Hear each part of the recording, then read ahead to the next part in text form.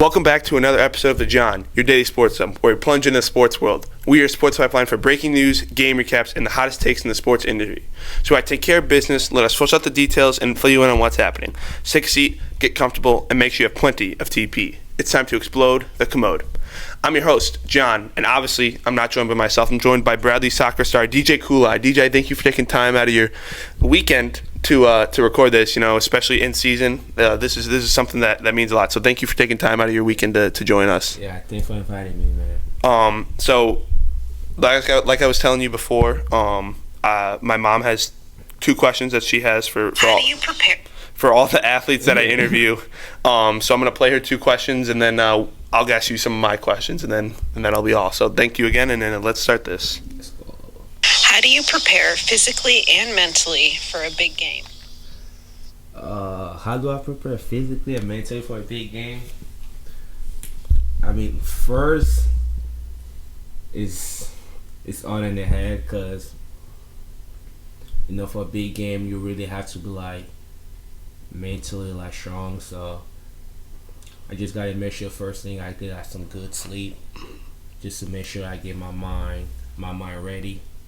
If you don't get some sleep, it's impossible for you to be able to just run in the field. So first is some good sleep, and after that I just need some alone time for me to just sit by myself, just thinking about the game, thinking about what I can do to just help the team and myself to perform, so just some good sleep, some alone time, and just showing up to the game, just be confident. Totally.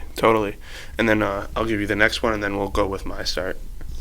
And my next question is, what is your favorite comfort meal? This is the one that gets most of the athletes that I've interviewed. Favorite comfort meal, before the game or just in general? Usually it's either go home cooked meal, or that's usually along the lines of where my mom kind of gets at, right? Because when you think of your mom, especially in college, it's home cooked meal. So we can go with that too, but that's usually what we're hitting at. I love to eat rice, so some white rice and some tomato paste and chicken. Okay. Yeah, I love that. Eat that every day. Totally. So we talked about, right, you were born in I'm going to try and get this as best I can. I might butcher it, and I apologize in advance. I'm not going to lie. How do I pronounce it? It says it right here. It's called Côte d'Ivoire. Okay, so you were born in Côte d'Ivoire, otherwise known as Ivory Coast. Yeah, Ivory Coast. And you lived there until about age 14. Can you take us through what your life was like back then, how you started playing soccer, what role your family and community played, and what challenges you faced? First is being Ivory Coast, soccer is the main sport. Mm-hmm. So every kid in the street plays, football, soccer. You can say football. I completely get it. We're weird. America's weird. Yeah, well, every kid in the street play football, and also your brothers. That's the only sport that we know. Yeah. So I feel growing up, seeing kids older than me and kids my same age start playing when I was 5, and also watching. The only sport that we watch on TV is soccer, it's football. Yeah. So, and then also my family is really big soccer fan. Yes. So they kind of introduced me to the sport, so I just started loving it, and then just started doing it. Yeah, totally. And then my next question: at age 14, you joined Ferris Academy, and then later moved to Dallas. How did it feel leaving home culture? Obviously, the language is a big thing. What were the biggest adjustments? Obviously, coming to America. One thing that I really struggle with is the language barrier. Mm-hmm. Cause back in Ivory Coast, we speak French, and then coming here during COVID, it's oh, that's even worse. Yeah. Oh gosh, you got a double whammy. That's really bad. Yeah, it was crazy. So I just came here. COVID started, and I don't know the language. I went to high school for 2 months before everything shut down. So, oh gosh. So I had to just stay home. Right during the language change, I gotta ask, were you using Duolingo or any of the language apps, or? I started with Duolingo. Okay. It was so hard because I didn't understand anything it was teaching me, so it was hard. But I got very lucky that I have cousins that they're from here. Okay, that's big. they put me around them, and then that way I had to force myself for me to be able to like communicate with them. So the transition wasn't easy, but it wasn't also like crazy hard. So I was able to just adjust to it. Totally. And then this kind of leads into that's a great sort of segue with family into my next question. Was there any moments of doubt, really serious doubt, where you're like, am I doing the right thing of coming to U.S., right, leaving my family, chasing soccer, and then how did you sort of overcome that and deal with that sort of, like, because obviously doubt is something that creeps in not even just athletes' minds but everybody's mind. So how did you kind of overcome that? First coming to the U.S., it wasn't really my choice. It was my family's choice, so I didn't have any say to that, So I had to just follow my family where they're going. But also, feel like coming from Africa to the U.S. is like a big opportunity. The life that I was there it was very hard, That's limited opportunity. So when you come to America, it's kind of it's a big blessing. So I don't think I had like any doubt because growing up, I always had that confidence to like myself that I know what I'm here for and I know what I can do. So I just taking that confidence every day, and then just look at my family. They're like a big fully, so I just look at my mom every day. Like she go to work early in the morning, so everything that I do, I just trying to just look up to her and then, do it with confidence. So. Totally, yeah. I mean, obviously we're doing two different things, but my mom always is she works at in the city of Chicago, and she's always up at like 4:30. So I can sort of understand that. Yeah, it's hard. Who are your role models? You talked a little bit about how you look up to your mom a lot. Who are your role models for you growing up? And this could be either in Ivory Coast, in Africa, or once you came to the U.S. that inspired you in soccer or in life, right? There's kind of, in sports, you've seen a lot of people have athletes like Michael Jordan. His dad was his biggest role model. So who would you say your kind of big role model is in soccer and or in life? I would say my mom for sure. She's like a big role model. She like fight hard every day to give us the life that me and my sister have right now. So like just look up to her, and then everything that I do, I'm just doing to try to like give her back, the life that she deserves, So I feel like she's a big role model for me. Totally. And then now we'll kind of go a little bit on your soccer journey.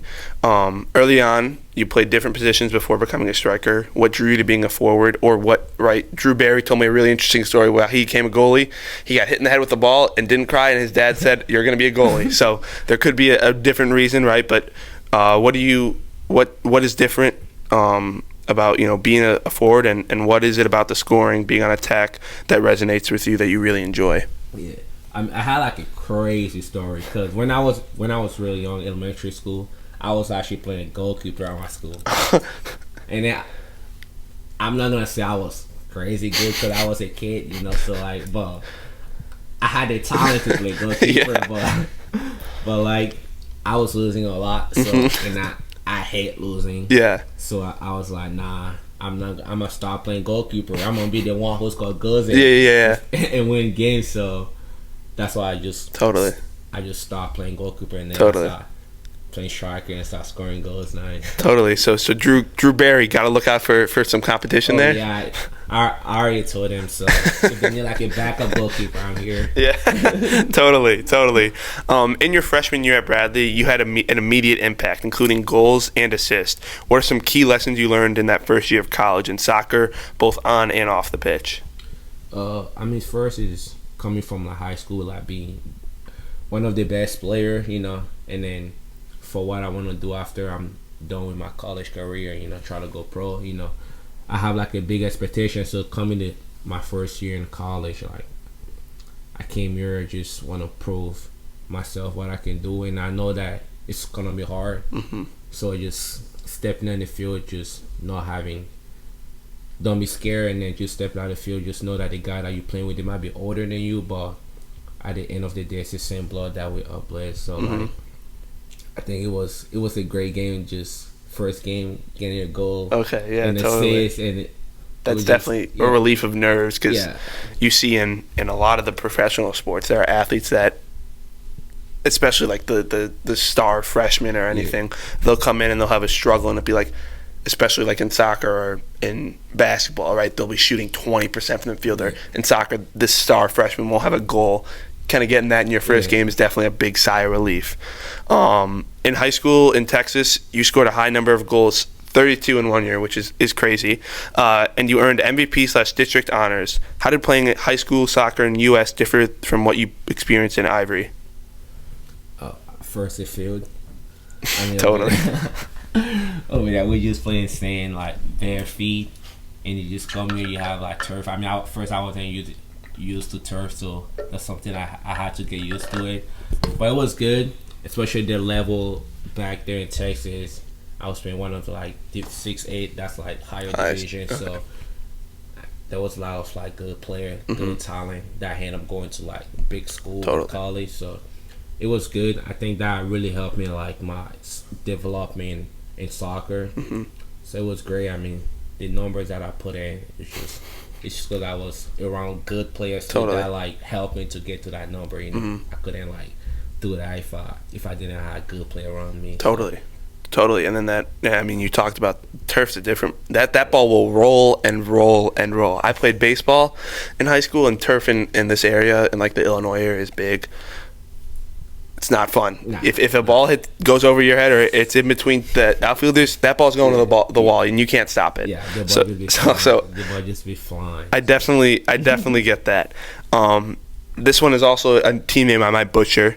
You also played for Borussia Dortmund. Borussia Dortmund in the soccer tournament.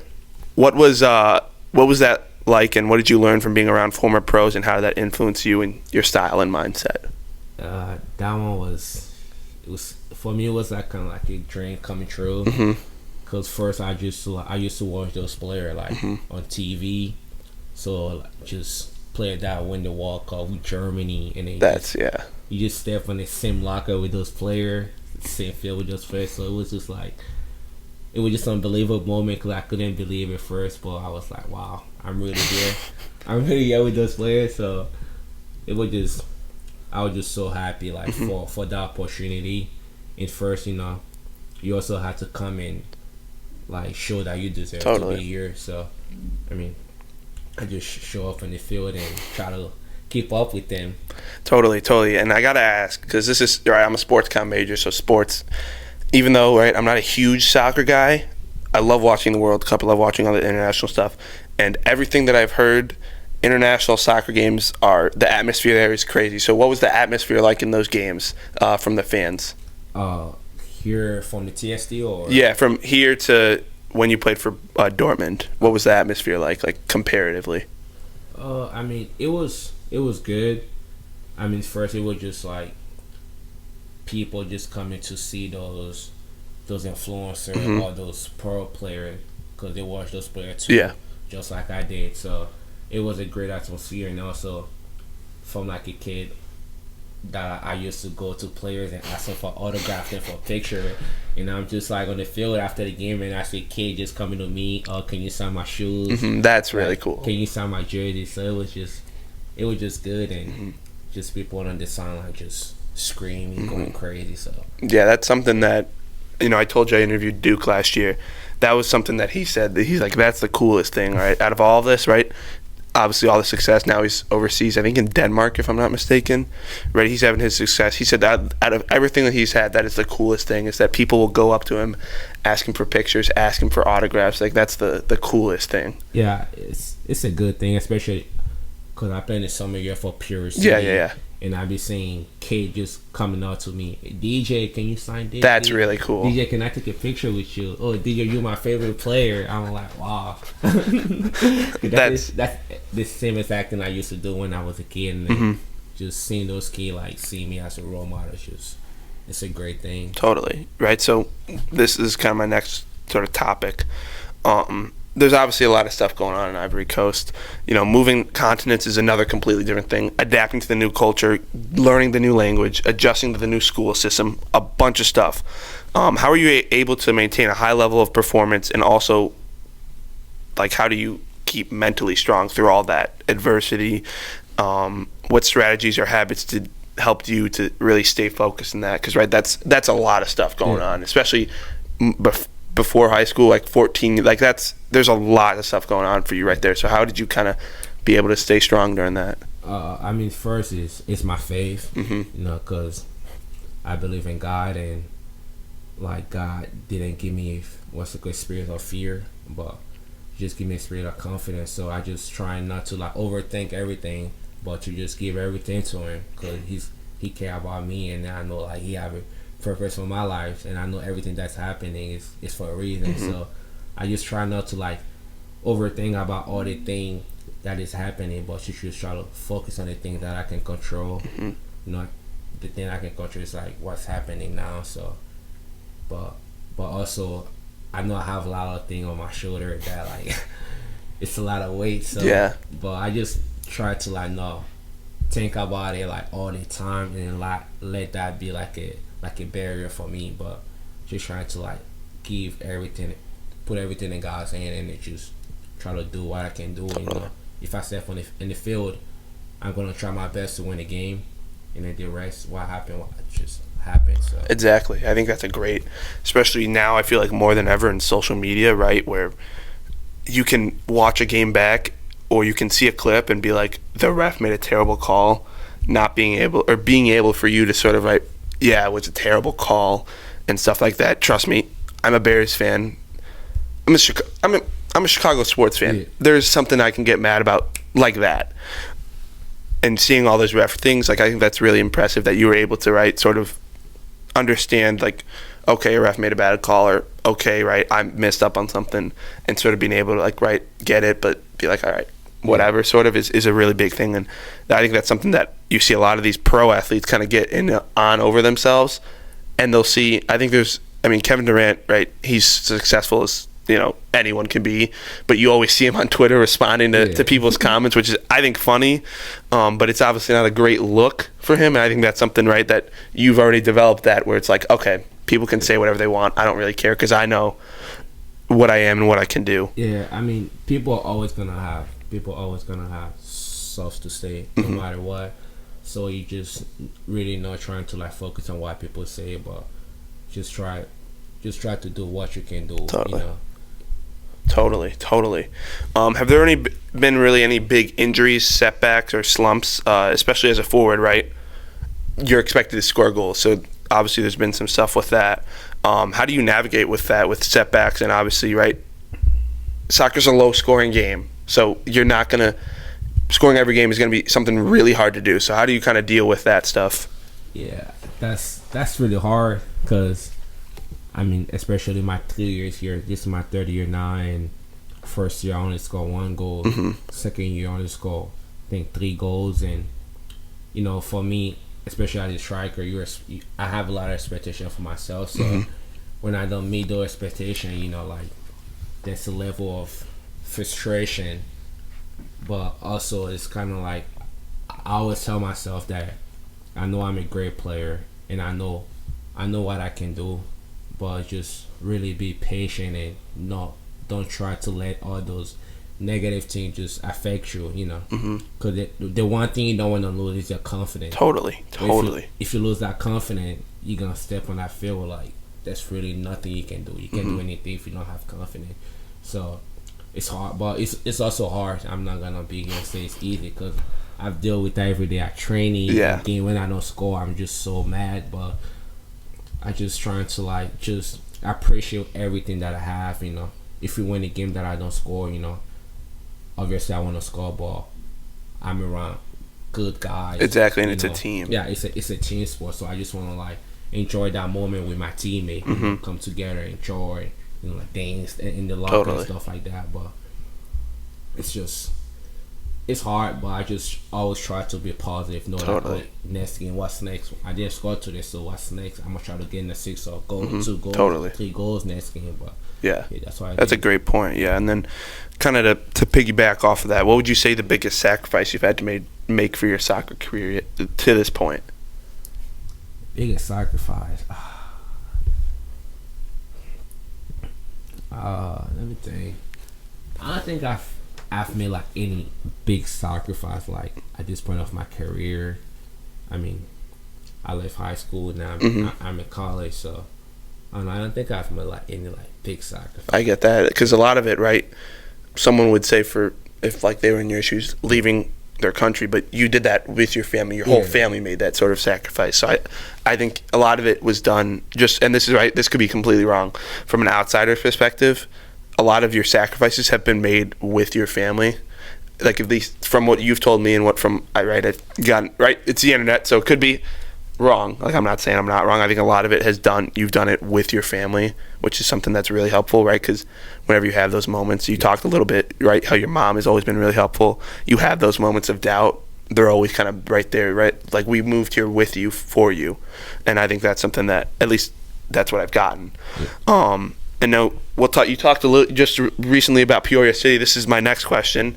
On the summer of 2024, you had a strong showing in the USL2 with Peoria City and helped them go far into the playoffs. Looking back, what were the biggest contributions or moments that you were most proud of from that campaign?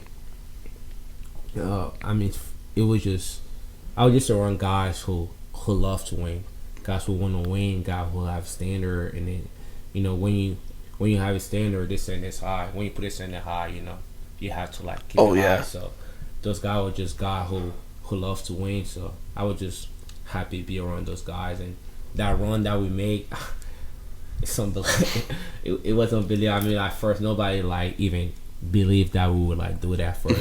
We weren't even ranked or like anywhere. You know, everybody like really doubted us, but we just really come out there and then just show we have like a good striker, a little percentage who was just scoring every game. Like, he was going crazy, and then we just have guys around who would just do everything to win. So it was just, I just enjoyed that moment. And also scoring in the final that I know we didn't win, but I mean, that's really cool. Yeah, it was scoring in like the champion. Like that's something, like, you know, if I were ever, you know, good enough to be in baseball and play professionally and play in like the World Series, or for basketball, score a basket in the finals or in the World Series, get a hit, get in that bat, like, no matter, right, obviously you want to win, but you can't win everything, and I think that's something that sports teach you.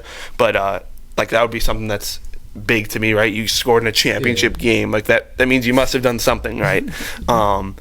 So I think that's you know, something that I would definitely hold for the rest of my career. And there was also like almost like 5,000 people in the stand. That's, it was like people sitting in the grass, people sitting in the stand, like the whole field was crowded. That's awesome. And then you score, you can't even hear your voice, you hear just the crowd just screaming. That's really cool. Unbelievable. That's really cool. This season, right, in 2025, you've been on fire. How has your preparation changed? What has worked well that's leading you to this form, right? You had, I think, like a really great season that a lot of people have been kind of expecting, right? This is, now you're starting to get used to it, and you're starting to have that sort of breakout year. What do you kind of attribute to that? I mean, first, I came in the season, I had an expectation for myself. You know, I told myself, you know, this season, last season I only scored 5 goals, so this season I'm gonna come and try to double it. So I just came with that expectation. But also, when you have an expectation, you don't always want to think about it, you know, because I feel like when you think about something, you don't really, you overthink. Like, you overthink. You just overthinking. But also, you just have to like step on that field with like enjoyment, just enjoy the game, and whatever happened. But it was just a fantastic season for me. Just coming to the game and scoring goals, just give me that relief in myself. That I know I can do it, because I've done it almost my whole life now. So it was just good, just stepping in the field, scoring goals, and then just being named player of the season by USL too. It was just like a relief for me, you know, like knowing like, I can do it. I know things ain't be going my way for the past 2 years, but like just having that confidence, like every game, know like, I can do it. Next game, I can keep going. So. Totally. What are your short-term and long-term career goals in soccer? In, you know, making the NCAA tournament, conference championships, and what do you believe is the next sort of big step for you? I mean, right now I'm just trying to focus with Bradley now. Totally. I mean, you don't want to kind of do something. Yeah, I mean, it's my third season now, and I haven't made it to the conference tournament. So I think that's like a goal for me, at least getting the conference tournament, and also trying to make it farther, this national tournament, NCAA tournament, stuff like that. So that's what I'm really focused on right now. Totally. And then, we'll kind of go off right now. It's sort of more of just of you. How has your identity shaped you, right? Being from the Ivory Coast, moving to the U.S., different culture change, in terms of how you approach teamwork, leadership, and dealing with challenge.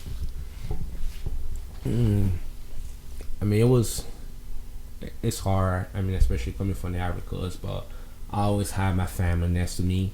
So the way they raised me never changed. I was a kid. I had to respect my family and also the people that I don't even know. That respect always had to go around. Not because I don't know you, that doesn't mean I had to like disrespect you or anything. So when I bring that here with with my teammate, whether you play or not, you're my teammate. I love you as a brother, and then we're just gonna like step on that field and kind of help each other to win game. But also outside of that, that's like bigger thing, more important than just soccer. So I feel like just that leadership is it's a great thing too. I mean, for me, I play almost every game, like almost every game, and just seeing someone that doesn't play, like you have to be that person that kind of like encourage the next guy. I know you're not playing, but you have to be ready. You just gotta keep working. You can't just put your head down and then like. So I feel like that's like a great thing, like especially as a leader, Totally.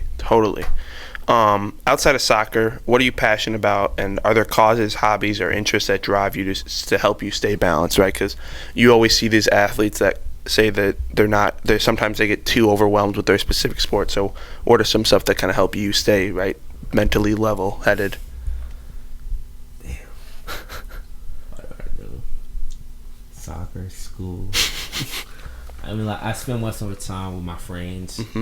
So I feel like that's like really important, having people next to you, because when soccer or school ain't going the way you want, you need that people next to you that's gonna like lift you up. And luckily I have like a good group of friends that I'm with every day, that I get to like laugh with, spend time with every day.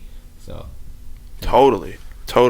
I think that's something everyone should have, especially no matter if you're an athlete or not. You should always have friends around you to help you support. Who have been mentors at Bradley, club team or Peoria City, that have helped you with advice or anything like that you kind of need, right? You're still just in freshman in college, right? Who were some people that kind of helped you adjust and get sort of comfortable and more comfortable in yourself, right? Because college, for some people, it's a reality check. Like it's a completely different, right? Confidence level could be affected. So who are some people that kind of helped you with that?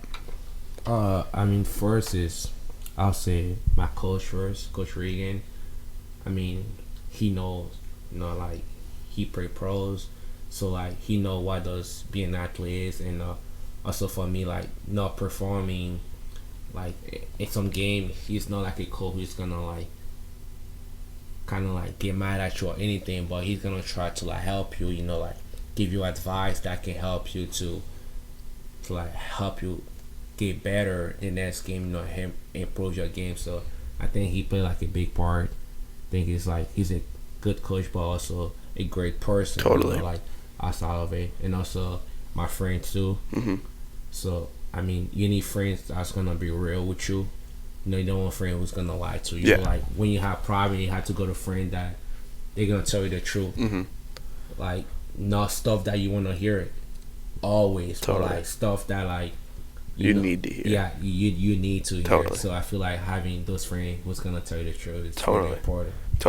Now we'll kind of go on to right? Giving your younger self some reflection or advice. If you could go back and talk to your younger self, like right when you were 14, just starting to move here, Ferris Academy, or just moving to Dallas, what would you say, and what advice would you give your younger self? Advice I would give to my young self. Damn. Okay.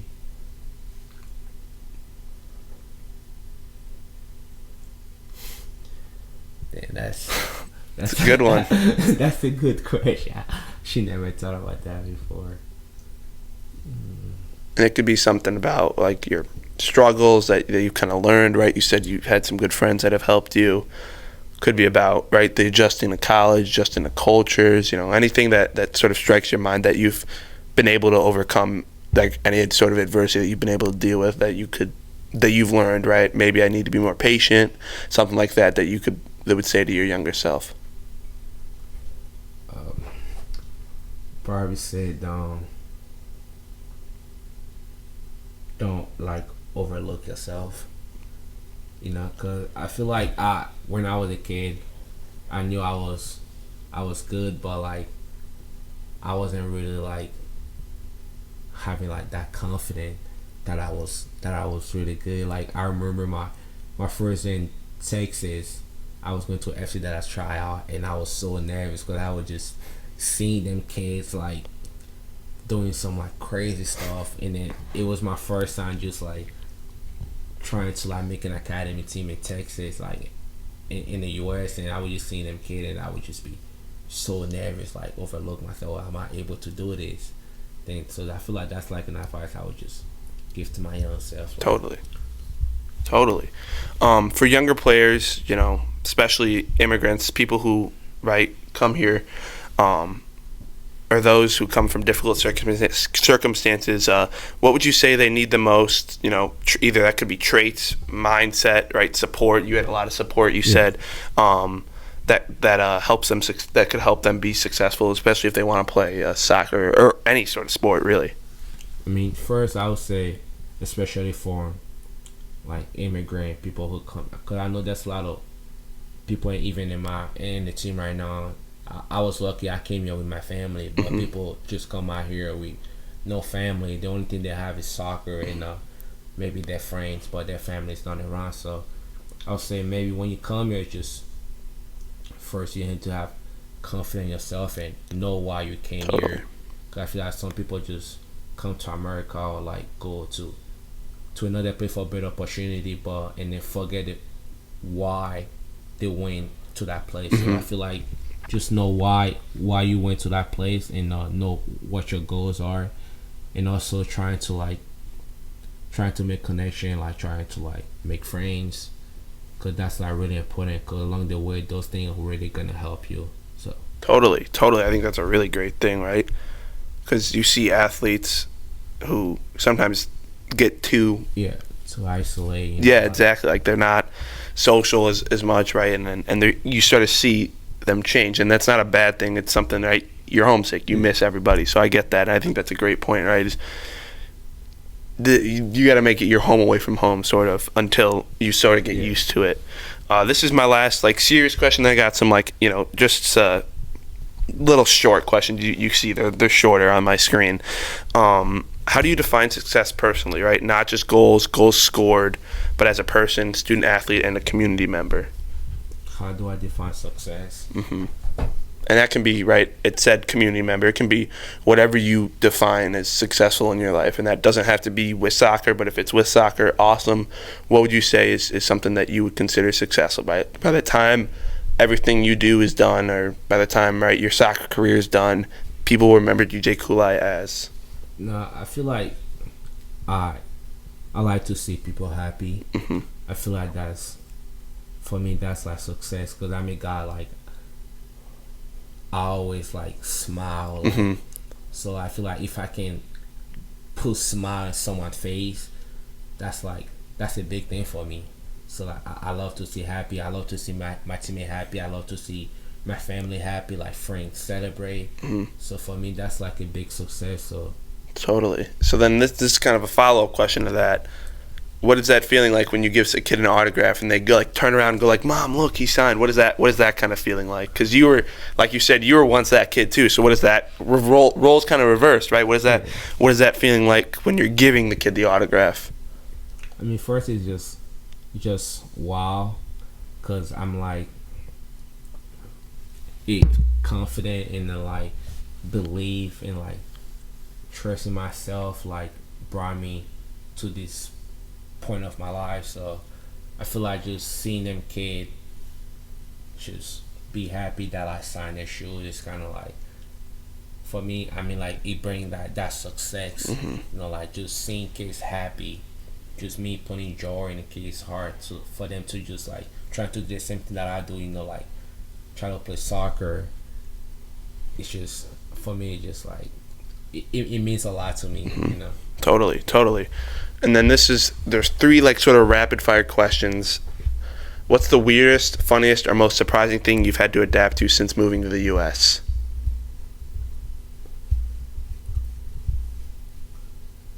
Probably speaking English. Totally. I get that. English is a weird language. We're like the only country that really speaks it predominantly. If you weren't a soccer player, what would you be doing? Like, and it could be another sport. Usually that's right where most athletes go. So let's say if you weren't a soccer player, what other sport would you be successful in?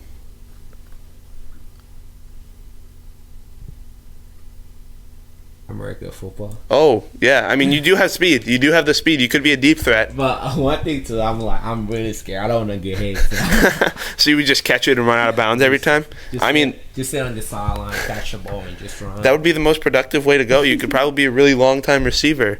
And then this one, do you have any pregame rituals or superstitions that you kind of have to do before every game to sort of, feel like you're successful? First, I need my Bible. Mm-hmm. I need to read my Bible. Before the game, I need to pray. And first, I need to listen to my gospel music. Okay. Those 2 are like really big, and after that, I like to put like a good fit on. Totally. Like a game day fit. I have to put that on before I show up to the game. Like a home game, yeah, but away game we have to wear like all uniforms, so that's a little different. But totally. So home games, you definitely go. Yeah. You look for a nice fit. Yeah, for sure. I get that. You gotta look good, right? Yeah, you never, especially on Instagram, they'll maybe post you on the pregame fit. So you gotta look your best. But DJ, thank you for taking time out of your weekend and busy. You're in season too, so this is another thing that means a lot. Thank you for taking time out of your day and busy schedule to hop on. Thank you guys for watching this video and tuning in to today's episode of The John, your daily sports slump where we plunge into the sports world. And today I was joined by DJ Koulai, Bradley's soccer star. Make sure to subscribe so you never miss another episode, and don't forget to follow me on Instagram for sports updates and hot takes in real time. And if you're looking for your sports talk, check out the Sports Syllabus Show, where my partner and I tackle the hottest topics in college sports and beyond. It's a 2-ply discussion, strong, reliable, and always ready to clean up the messy takes in sports. Join me next time on The John, your daily sports slump. I'll be giving you guys a lot more sports information. Until then, keep your game face on and stay regular. DJ, once again, thank you for joining us, and thank you guys for watching. Thank you, John. Don't nobody go in the bathroom for about 35, 45 minutes. Somebody open the window.